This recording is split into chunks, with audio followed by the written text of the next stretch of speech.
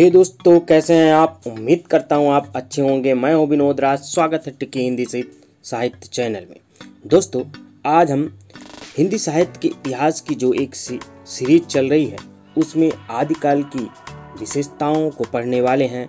आदिकाल या वीरगाथा काल की जो प्रमुख विशेषताएं हैं उन विशेषताओं को हम याद करने के तरीके भी देखेंगे, कैसे याद कर सकते हैं, और साथ ही साथ आदिकाल को और कितने नामों से पुकारा गया है ये भी हम देखेंगे। उससे पहले यदि आप मेरे चैनल को सब्सक्राइब न किया तो सब्सक्राइब कर दें, बेल आइकन प्रेस कर दें, जिससे आपको आने वाली वीडियो की नोटिफिकेशन मिलती रहे। वीडियो को लाइक करिए, वीडियो में कमेंट्स करिए, वीडियो अपने दोस्तों तक शेयर जरूर करें। तो चलिए आज देखते हैं आदिकाल की प्रमुख विशेषताएं। तो आदिकाल की प्रमुख विशेषताओं में से पहली जो विशेषता है वह है दाताओं की प्रशंसा। दाताओं की प्रशंसा तात्पर्य है कि हमारे देश में जब राजा या छोटे छोटे राज्य में बटा था, राजाओं की प्रथा थी, तो उस राज्य में राजा रहते थे। उन राजाओं के अधीन कुछ ऐसे व्यक्ति होते थे जिन्हें कवि कहा जाता है या दरबार को सजाने वाला कहा जाता है। वो क्या करते थे, अपने आश्रयदाताओं की प्रशंसा किया करते थे। तो ऐसे ही आदिकालीन काव्य में भी क्या किए थे, अधिकांश कवि आश्रयदाताओं की प्रशंसा किया करते थे। ठीक है ना, उनकी प्रशंसा में काव्य का लेखन करते थे और फिर उसी दरबार में उनको सुराया करते थे। पहली विशेषता क्या होगी, आश्रयदाताओं की प्रशंसा। दूसरी विशेषता जो होती है वह है ऐतिहासिकता का अभाव। ऐतिहासिकता का मतलब ये होता है कि जो इतिहास के तथ्य हैं कम उनकी कल्पना है, वो उनके तथ्य कम थे लेकिन कल्पना अधिक थे। इन्हें की ऐतिहासिक भ्रांतियां थी, उनमें क्या था कि जो ऐतिहासिक समय था, तिथि थी, इनमें क्या कोई निश्चित नहीं था। जितने भी ग्रंथ आदिकालीन हुए उनमें ऐतिहासिकता का अभाव पाया गया, इतिहास के तथ्यों को पूरी तरह से उजागर नहीं किया गया। तीसरा जो आता है अप्रमाणिक रचना। अप्रमाणिक यानी कि प्रामाणिकता में संदेह।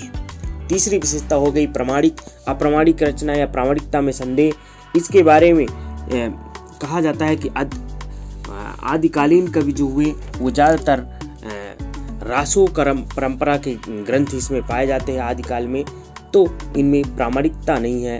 रासो ग्रंथों में कोई प्रामाणिक तथ्य का प्रयोग नहीं है। आचार्य रामचंद्र शुक्ल खुद इसके बारे में कहते हैं कि इसके अतिरिक्त और कुछ कहने की जगह नहीं है, कि पूरा ग्रंथ वास्तव में जाली है।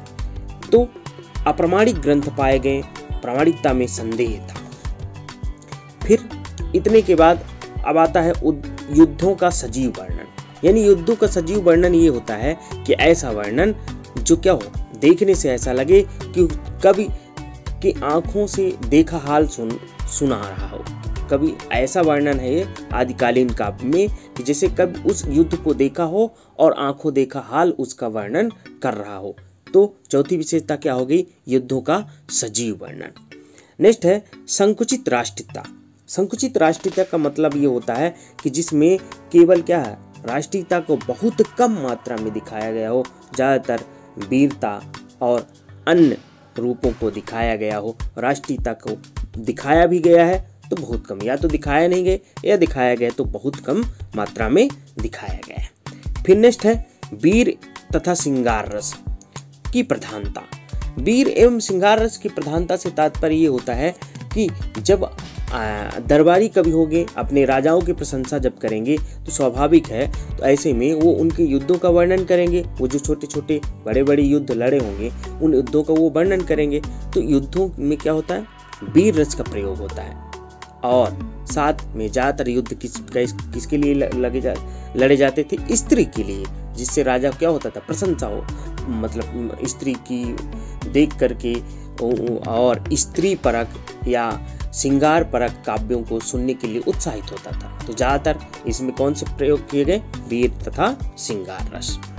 नेक्स्ट है जनजीवन के चित्रण का अभाव। यानी कि जनजीवन की चित्रण का अभाव है, किसी प्रकार के जनजीवन के बारे में कोई काव्य नहीं रचे गए, ऐसे ग्रंथ इसमें नहीं पाए गए हैं। ठीक है ना। तो ये रहा उनकी विशेषता आदिकालीन।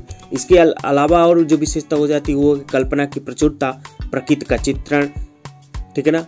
प्रकृति का चित्रण कैसे होता है कि जब श्रृंगारिक वर्णन करेंगे तो प्रकृति की उपमाएं देंगे, उपमाओं का वर्णन हो जाएगा, प्रकृति के चित्रण हो जाएगी। विविध छंदों का प्रयोग जिसमें आपका दोहा है, अगली विशेषता हो जाएगी विविध छंदों का प्रयोग जिसमें आपका दोहा, गाथा, पद्धत, तोमर, टोटक, रोला, उल्लाला आदि छंदों का प्रयोग किया गया। तो ये आदिकालीन विशेषताएं हो गई। अब देखते हैं आदिकाल के अन्य नाम।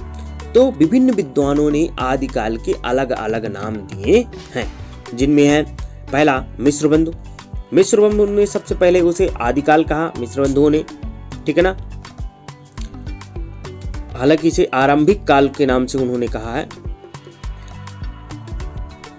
आचार्य रामचंद्र शुक्ल मिश्र बंधुओं ने आरंभिक काल कहा है, लेकिन हजारी प्रसाद द्विवेदी ने आदिकाल नाम दिया है। यहाँ पर क्या हो जाएगा, हजारी प्रसाद द्विवेदी। आचार्य रामचंद्र शुक्ल ने उसे वीरगाथा काल कहा, महावीर प्रसाद द्विवेदी ने बीज बपन काल कहा है। ये आदिकाल के नाम है।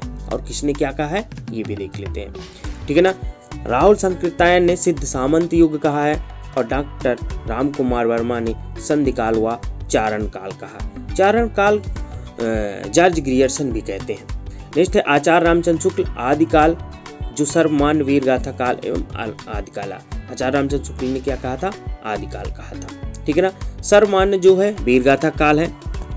आरंभिक काल मिश्र बंधुओं ने कहा था, ठीक है ना। सिद्ध सामंत का राहुल संकृतायन आपने सुन। प्रारंभिक काल ने डॉक्टर गणपति चंद्र गुप्त ने कहा था, ठीक है ना। फिर है तो 13-14 नाम जो मुख्य रूप से उन्हीं को हम लिए हैं। तो ज्यादातर सर्वमान्य जो है वह आदिकाल और वीरगाथा काल है, आदिकाल और वीरगाथा काल।